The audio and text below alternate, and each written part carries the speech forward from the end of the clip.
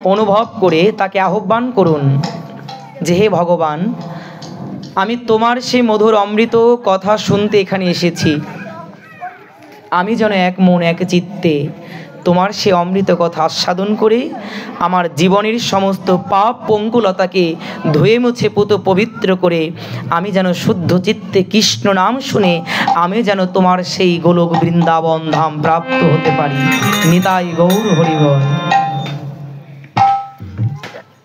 জয় রাধে, জয় রাধেশ্বর। ওম তৎসৎ, ওম তৎসৎ, ওম তৎসৎ। ওম নমো শ্রী ভগবতে বাসুদেবায়, ওম নমো শ্রী ভগবতে বাসুদেবায়, ওম নমো শ্রী ভগবতে বাসুদেবায়।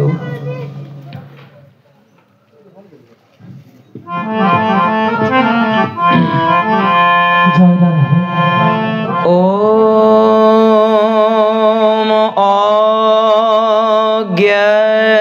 অজ্ঞানতি মিরান্ধস্য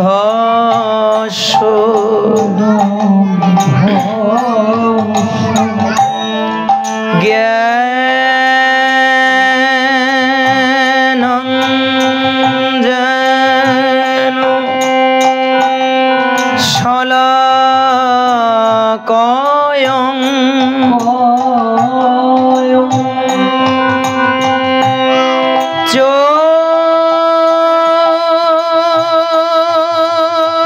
চক্ষুরু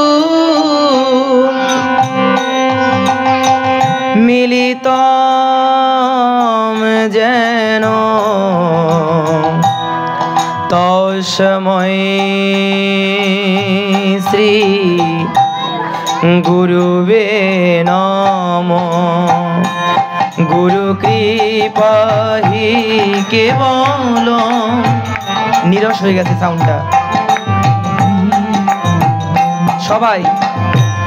গুরু কৃপা হি কেবল,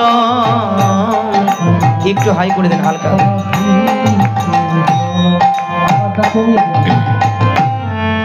ওম অখণ্ড মণ্ডলাকারম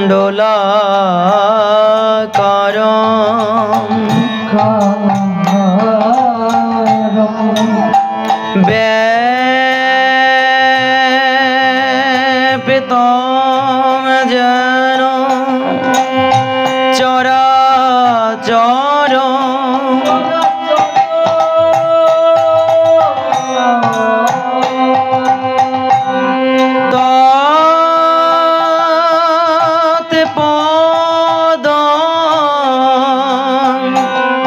দর্শিতং যেন তস্मै শ্রী গুরুবে নমঃ। রাধে রাধে উলুর ধ্বনি।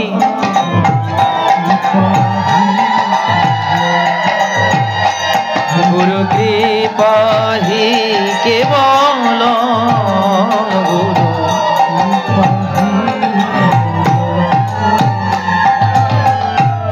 হে কৃষ্ণ করুণা সিন্ধু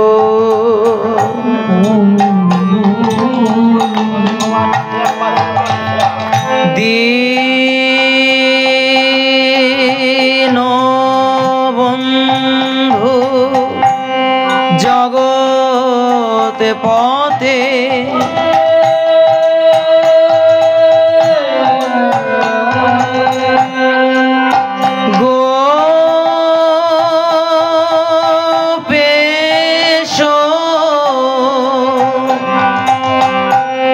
গোপিকা কান্ত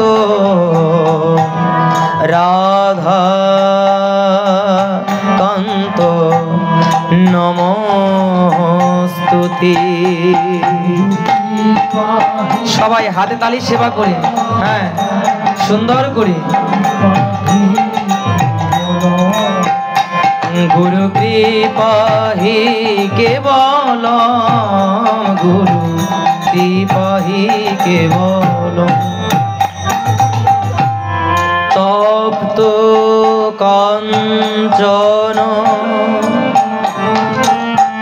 গৌরাঙ্গী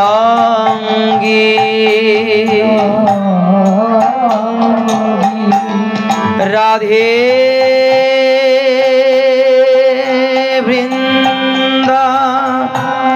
বনেশ্বরী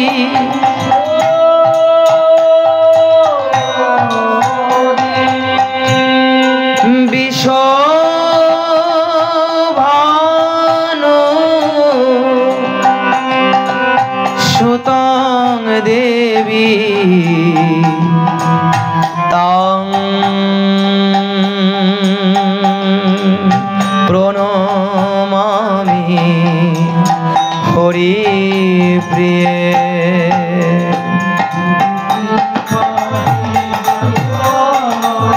নিতাই গৌর হরি বল।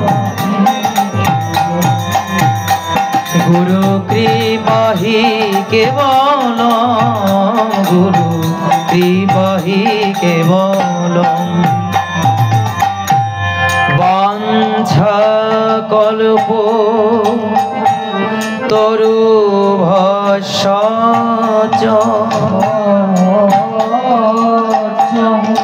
কৃপা সিন্ধু এবচ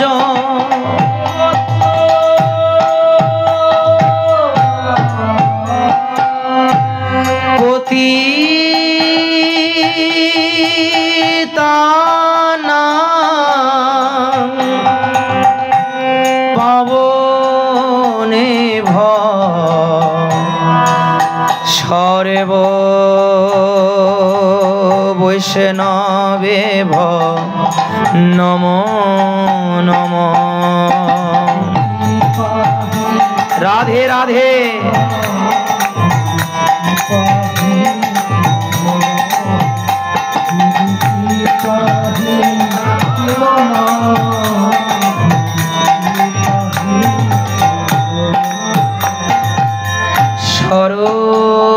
সরস্বতী মহাভাগে বিদে কমল লোচনে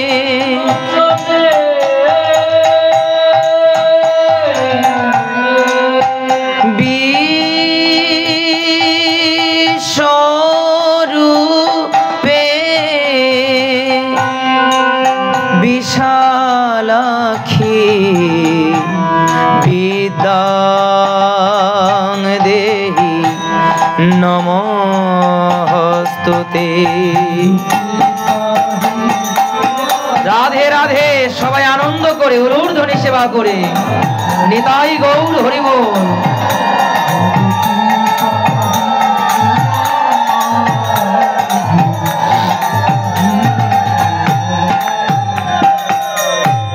পিতা স্বর্গ পিতা ধর্ম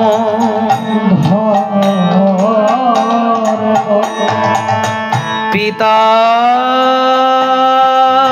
হি পরম তপ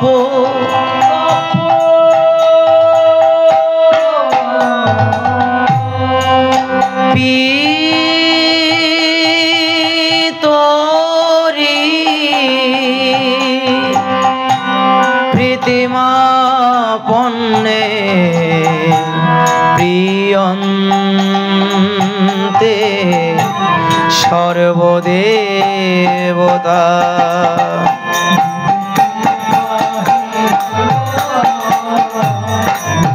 নিতাই গৌর হরি বল।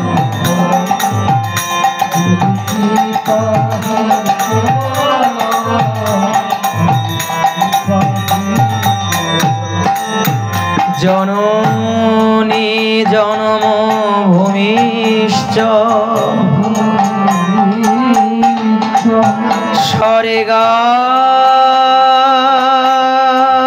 যদপি গরীয়সী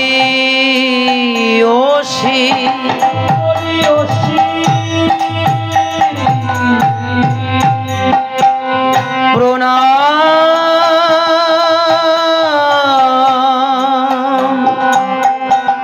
জননী প্রণাম জননী প্রণাম জননী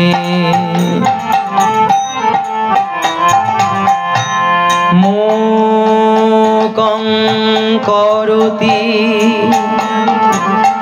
বাচালং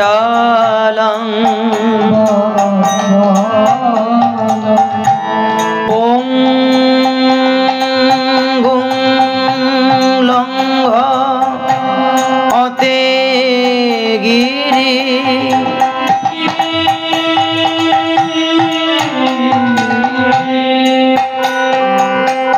যত কৃপা তমহং বন্দে পরমানন্দ মাধবম। সবে হাত উঁচু করুন সবার। জয় শ্রী কৃষ্ণ চৈতন্য প্রভু নিত্যানন্দ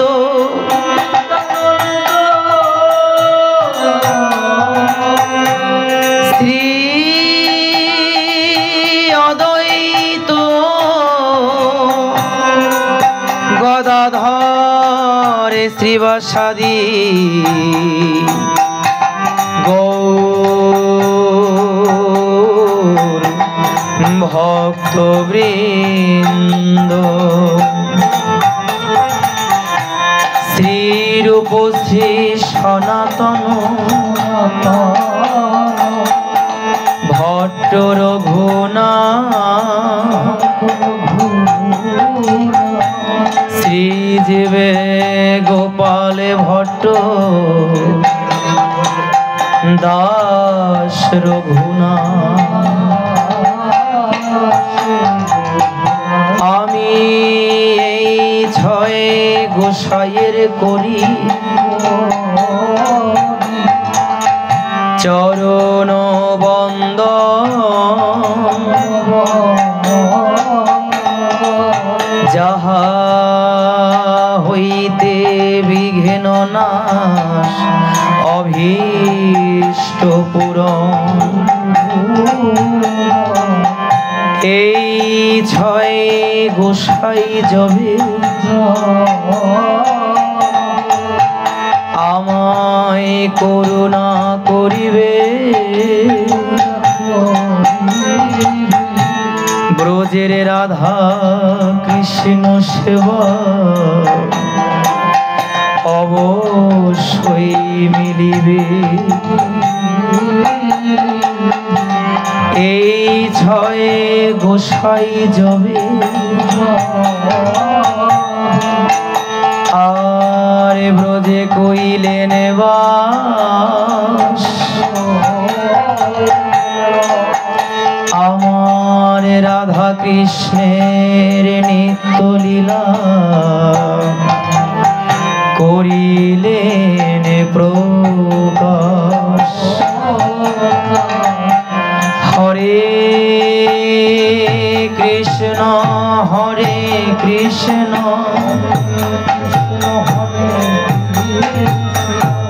কৃষ্ণ কৃষ্ণ হরে হরে হরে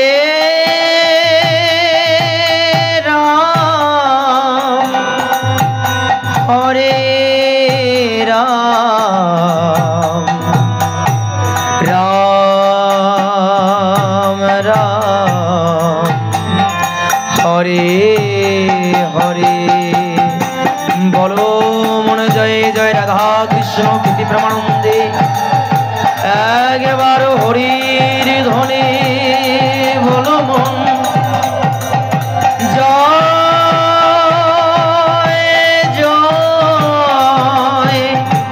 নিতাই গৌর সীতানাথ প্রীতি প্রেমানন্দে একবার হরি বল হরি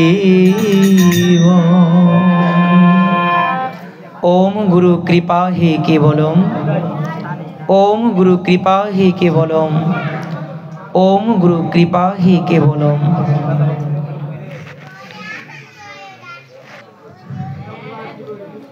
জয় দাদা এই দাদা ইকো কমাই দাও জনিতাই আরেকটি মাইক্রোফোন আনতে থেকে লন্ডন চলে গেছে নাকি শুধু ভক্ত মণ্ডলী এত সময় আপনারা সকলে এক মন এক চিত্তে আমার প্রাণ গোবিন্দকে আহ্বান করেছেন যদি কাউকে আপনি আপনার গৃহে আনতে চান আপনি যদি কাউকে নিমন্ত্রণ না করেন নিমন্ত্রণ ব্যতীত কিন্তু কখনো আপনার দুয়ারে কেউ আসবেন না আপনার দুয়ারে তখনই একজন আসবেন যখন আপনি কাউকে নিমন্ত্রণ জানাবেন আচ্ছা এখানে মনে করুন সব কিছু আছে সব কিছু এখানে আছে শুধু ভক্ত নেই প্যান্ডেল হয়েছে সাউন্ড সিস্টেম এসেছে লাইটিং হয়েছে আলো জ্বলছে সবই কিছু আছে শুধু ভক্তগণ নেই কোনো লাভ হবে এগুলো করে শুধু ভক্তমণ্ডলী আমাদের কিছু কিছু জিনিস আমাদের উপলব্ধি করতে হয় যেমন এই জগতের বুকে একজন শিক্ষক তখনই তিনি সম্মানিত হন তখনই তিনি সার্থক হন যখন তার স্টুডেন্ট তাকে স্যার বলে বা ম্যাডাম বলে ডাকে নাকি আপনি আমি যত বড়ই টিচার হই না কেন যদি স্টুডেন্টই না থাকে আমার শিক্ষকের কোনো মূল্য থাকবে আমি যত বড় ডাক্তার হই না কেন যদি রোগী একজনও না থাকে কার কাছে আমি চিকিৎসা চালাবো তো ভগবান তো চতুরের শিরামণি তাই ভগবান বললেন আমা হতে আমার নাম বড় নাম হতে ভক্ত এবং ভক্ত হতে ভক্তের চরণধূলি আরো বড় চতুরের শিরোমণির চতুরতাকে লক্ষ্য করবেন যেখানে চরণ আছে সেখানে চরণ ধুলি আছে আর যেখানে চরণ নেই সেখানে চরণ ধুলিও পড়তে পারে না এখন গোবিন্দ বললেন যদি ভক্তের চরণ ধুলিকে আমি সর্বপ্রথম রাখতে পারি তুমি ইচ্ছাতে যাও বা অনিচ্ছাতে যাও যদি তুমি যাও তোমার সঙ্গে সঙ্গে তোমার চরণ ধুলিও সেখানে যাবে ভক্তের এমন গুণ যে কখনো ভগবানকে ডাকেও নি যে কখনো সাধু সঙ্গ করেও নি তিনিও সাধু হতে পারেন কেমন করে এই যে বিদ্যুতিক যে বৈদ্যুতিক বাল্বগুলো জ্বলছে আমাদের যে তড়িৎ শক্তিটা এখানে প্রবাহিত হচ্ছে যদি প্লাস মাইনাস যদি আমি ধরি তাহলে কি আমি পুরো কি কারেন্ট হয়ে যাব না এই বিদ্যুৎ স্পর্শ করলে যদি আপনি ওই বিদ্যুতের শক্তি আপনার দেহের মধ্যে প্রবেশ করে আপনি সম্পূর্ণই যদি কারেন্ট হয়ে যেতে পারেন তবে বলুন তো আপনি জীবনে কখনো কোনো দিন সাধু সঙ্গ করেননি আপনি কখনো ভজন সাধন করেননি আপনি কেমন করে সাধু হলেন আপনি কেমন করে ভক্ত হবেন আমাদের শাস্ত্রে মহাজনগণ বললেন শোনো এই জগতে ছোঁয়াচে রোগ যেমন একজন সুস্থ ব্যক্তিকেও আক্রমণ করে অসুস্থ করে দেয় তুমি যতই অভক্ত হও যেখানে সাধু সঙ্গ হয়, যেখানে বৈষ্ণব সঙ্গ হয়, যদি তুমি ওখানে গিয়ে একদিন হলেও বসতে পারো, ওই সাধুর পরশ লাগলে পরে তুমি অভক্ত হলেও তুমি ভক্তেরই কৃপায় একজন ভক্ত হয়ে যেতে পারবে। নিতাই গৌর হরি বল। তবু তুমি আসো, তুমি অন্তত পক্ষে একদিন আসো, তবু তুমি আসো। এই যে আমাদের সাধু সঙ্গটা, বৈষ্ণব সঙ্গটা কেন জানেন বাবা? আমার যে বস্তুর অভাব, আমার সেই বস্তুটাকে পরিপূর্ণ যেন আমি করে বাড়ি নিয়ে যেতে পারি, সেই জন্য ভক্তের বাজারে বসা। ছোঁয়াচে রোগ কাদের হবে? যারা ছুঁয়ে ছুঁয়ে মিশে মিশে থাকতে পারবে। আর যারা দূরে দূরে থাকবে তাদের কি রোগে ধরবে? আর কিছু বললাম না। যারা ভক্তের সঙ্গে এটে বসে কৃষ্ণ কথা শুনতে পারে, কৃষ্ণ কৃপা যদি ভক্তের মধ্যে হয়, ওই ভক্ত স্পর্শ করে বসে থাকলেও ভক্ত অঙ্গের সঙ্গে অ্যাডজাস্ট হওয়ার ফলে সেও কিন্তু তার অজান্তে আমার যুগল দর্শন করতে পারে। রাধে রাধে। তাই ভক্ত হতে দূরে নয়, ভক্তের বাজারে, ভক্তের কোলের মধ্যে সে কৃষ্ণ কথা শুনতে হয়। আর ওই যে যারা একটু মিশে মিশে বসতে পড়ে একদম এরকম করে না, আছে কিন্তু অনেক। আমিও জীবন অনেক খেয়েছি, খেতে খেতে এত দূর। ভুলো ভুলো করবেন না। যদি কেউ আপনার সঙ্গে এসে বসতে চায়, একটু কষ্ট করে বসুন। সারাদিন কত কষ্ট করেছেন জানেন? আমাদের একটা সমস্যা কি, আমরা সারাদিন, এই যে এখন ধান লাগানোর সময় পড়েছে, এত ঠান্ডা, লেপ গায়ে দিয়ে অনেকে ঘুমিয়ে থাকে ঠান্ডার কারণে। কিন্তু আমার চিন্তা, আমার জমিতে যদি আমি বীজ রোপণ না করি, বছর গেলে পরে আমার গোলা ভরবে না। ওই গোলা আপনাকে একদম ঠেলে চকের মধ্যে পাঠিয়ে দেয় জমিতে। সারাদিন কত ঠান্ডা, কত কষ্ট আপনি করেছেন। জমিতে যখন আমরা গিয়েছি, আমরা কি কাঁথা কম্বল খুঁজেছি? খুঁজি নাই। জমিতে যখন আমরা গ্রীষ্মের দিনে যাই, আমাদের মাথার উপরে তাপ থাকে, কই কখনো তো বলি নাই যে কেউ আমাকে পাখা দিয়ে বাতাস কর, আমি কাজ করি। কিন্তু জানেন আমাদের জীবনের একটা সমস্যা কি, আমরা সাধু সঙ্গে, বৈষ্ণব সঙ্গে এসে এত সুন্দর পরিবেশ করে দেওয়া হয়, তারপরে বলি ভালো হয় নাই, এখানে একটা কম্বল হলে বেশি ভালো হতো। কষ্ট পাচ্ছেন কেউ? কষ্ট পাবেন না। যেখানে এসে কষ্ট করলে কিছু পাওয়া যায়, আমরা সেখানে কষ্ট করতে চাই না। আমরা এখানে এসে একটু আরাম করে বসতে চাই। কিন্তু বাবা, অতি সুখে কখনো গোবিন্দ মেলে না। আপনি দেখবেন আমাদের সনাতন শাস্ত্রে যেগুলোকে আমরা গল্প বলে মনে করি, কোনো ভক্ত তার জীবনে সর্বোচ্চ কষ্ট ব্যতীত ওই গোবিন্দের চরণ লাভ করতে পারেনি।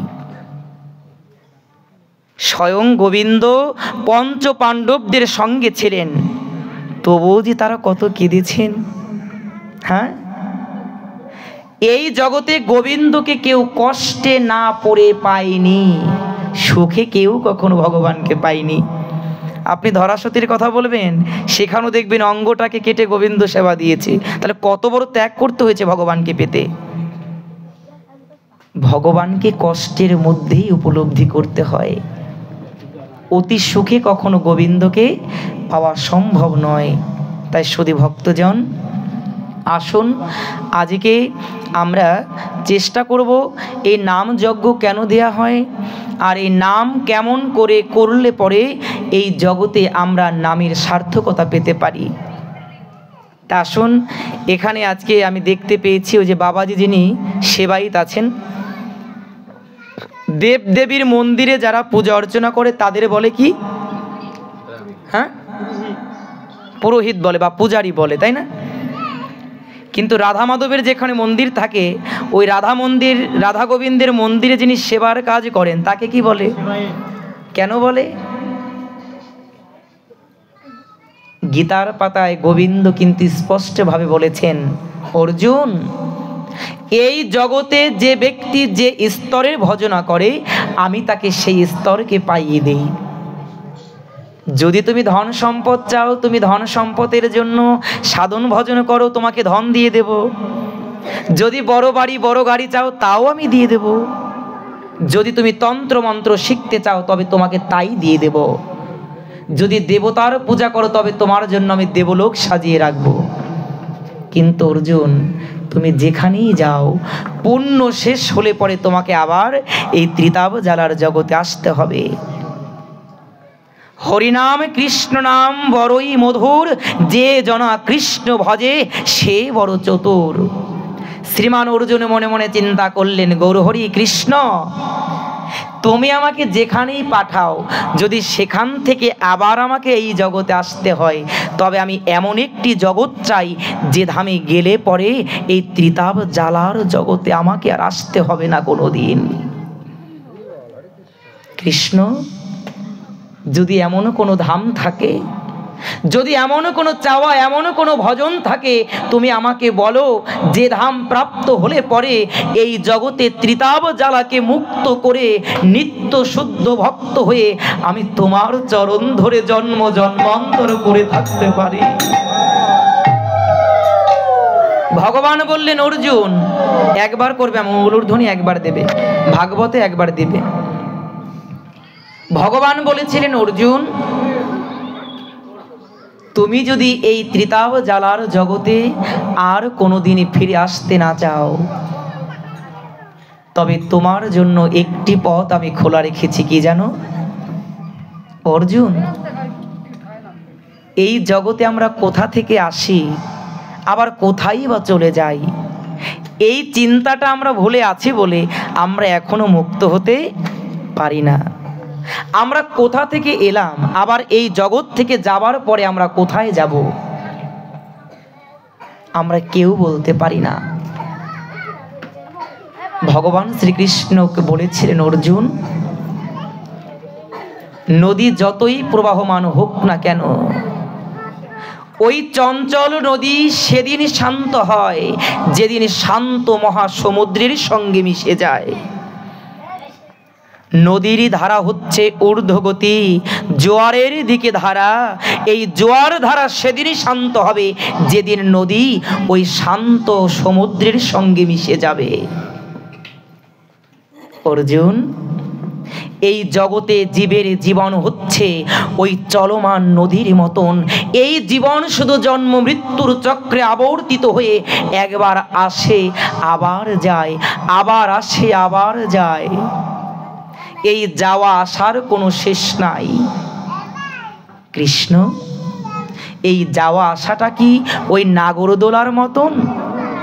মেলাতে যেমন নাগরদোলা মালিক টান দিয়ে ছেড়ে দেয়, ওই মালিক যত সময় পর্যন্ত না ধরে ওই নাগরদোলার চরকি যত সময় পর্যন্ত থামতে পারে না। এই জগতে ভগবানও বললেন, জন্ম মৃত্যুর চক্র থেকে তখন তিনি মুক্ত পেতে পারেন যখন একজন ভক্ত তার জীবনের সমস্ত কিছু গোবিন্দের চরণে সমর্পণ করে দু বাহুকে উঁচু করে বলতে পারে, কৃষ্ণ আজ হতে আমি তোমার হয়ে গেলাম, তুমি আমার হয়ে যাও। ওই নাগরদোলার মালিক যেমন ধরে ওই ঘূর্ণিটাকে থামিয়ে দেয়, এই জন্ম মৃত্যুর চক্রটাকে যদি কেউ থামাতে পারে তিনি একমাত্র আমার কৃষ্ণ ভগবান। সন্তান যদি দৌড়াতে দৌড়াতে বাবা ক্লান্ত হয়ে যায়, কারো চোখে না পড়লেও মায়ের চোখে পড়ে, পড়ে কিনা? মা কি করে যে, নে বাবা অনেক কষ্ট হয়েছে, এবার এক গ্লাস জল সেবা করে নে। ভগবান বললেন, অর্জুন এই জগতের বুকে একজনও বাবা মায়ের হয়তো 4 জন 5 জন 10 জন সন্তান থাকে, কিন্তু জানো অর্জুন, শুধু এই জগৎ নয়, অনন্ত কোটি বিশ্ব ব্রহ্মাণ্ড জুড়ে আমার যে কত কোটি কত শত সহস্র সন্তান আমার রয়। অর্জুন, এই জগতের মায়ার জগতের পিতা মাতা যদি সন্তানের কষ্ট সহ্য করতে না পারে, তবে একবার তুমি ভেবে দেখো এই জগতের আসল পিতা মাতা হচ্ছে আমি।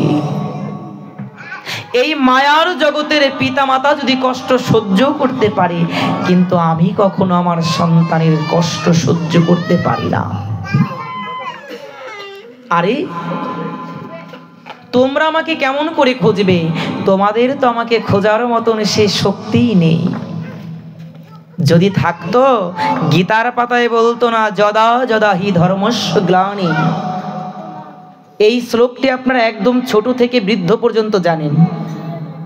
গীতার পাতায় গোবিন্দ বলেছেন, অর্জুন, আমি যুগে যুগে অবতার হয়ে এই জগতের মাঝে আসি। কেন? আমি ধর্মকে সংস্থাপন করার জন্য, আমি সাধু গুরু বৈষ্ণবদের পরিত্রাণ করার জন্য দেহ ধারণ করে এই বিশ্ব ধরায় আসি। ভগবান আসেন। বেদ বলছেন ভগবান আছেন, শ্রীমদ্ ভগবতে গীতা বলেন ভগবান আসেন, ভাগবত বলে ভগবান এসেছেন। চৈতন্য চরিতামৃত বলেছেন, স্বয়ং তোমার হৃদয় মন্দিরের দুয়ারে গৌর হরি দাঁড়ানো, তোমার যদি শক্তি ভক্তি থাকে তুমি ওই চরণ ধরার মতন ধরো, তোমার আর ওই চরণ ছাড়ার জীবনে ভয় থাকবে না। আমা ভগবান আছেন, ভগবান আসেন, ভগবান এসেছেন। এই জিনিসগুলো আমাদের আগে বুঝতে হবে, এই জিনিসগুলো আমাদের উপলব্ধি করতে হবে। ভগবান তো অর্জুনকে বলে দিয়েছিলেন, অর্জুন,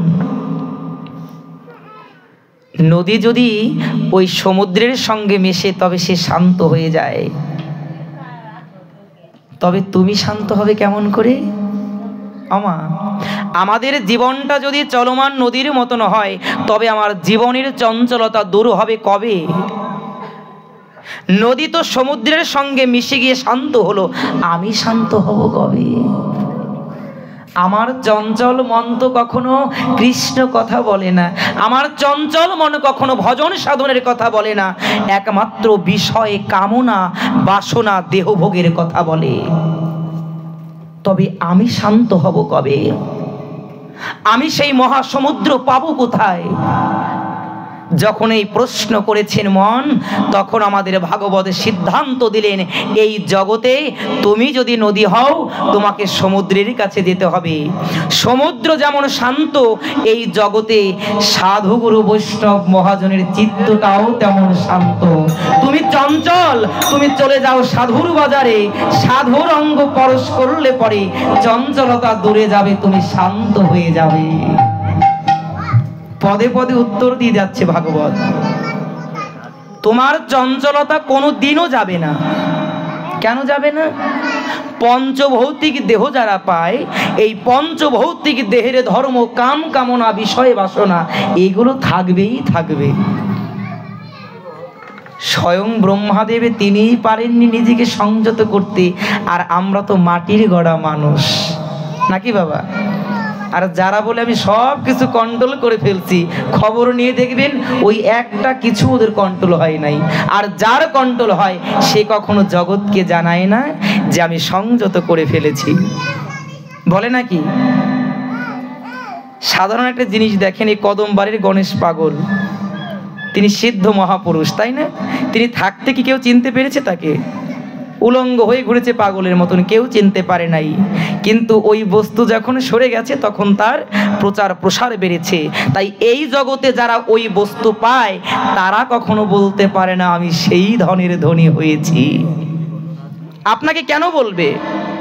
আপনার লকারের চাবি আপনি যেমন কাউকে দেবেন না, যে ভজন সাধন করে, ভজনের বিন্দু মাত্র যারা বস্তু পায় তারা কখনো কারো কাছে বহিঃপ্রকাশ করে না।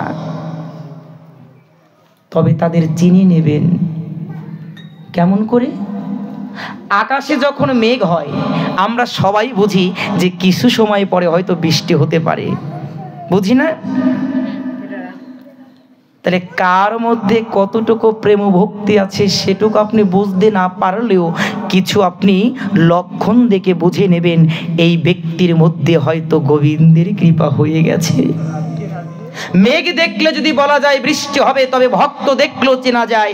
ভক্ত আমাকে দেখে চিনতে পারবেন না, চিনবেন কেমন করে? যাদের কৃষ্ণ বলার সঙ্গে সঙ্গে এই দুই নয়ন বেয়ে অবলিত কৃষ্ণ প্রেমের ধারা বহিত হয়, একমাত্র তারাই জানবেন ভক্ত নিশ্চয় জগতের মাঝে। ভক্ত বলে আপনি জেনে নেবেন। কেন? কৃষ্ণ চরণ যেমন সবাই চিনতে পারে না, ওই কৃষ্ণ ভক্ত তেমনি সবার চেনা সম্ভব নয়, তবে তার লক্ষণ দেখে কিছু চিনতে হয়। যদি কারো অসুখ হয়, চোখ দুটো ডেবে যাবে, একদম শুকিয়ে যাবে, নাকি ফর্সা হলো সে কালো হয়ে যাবে।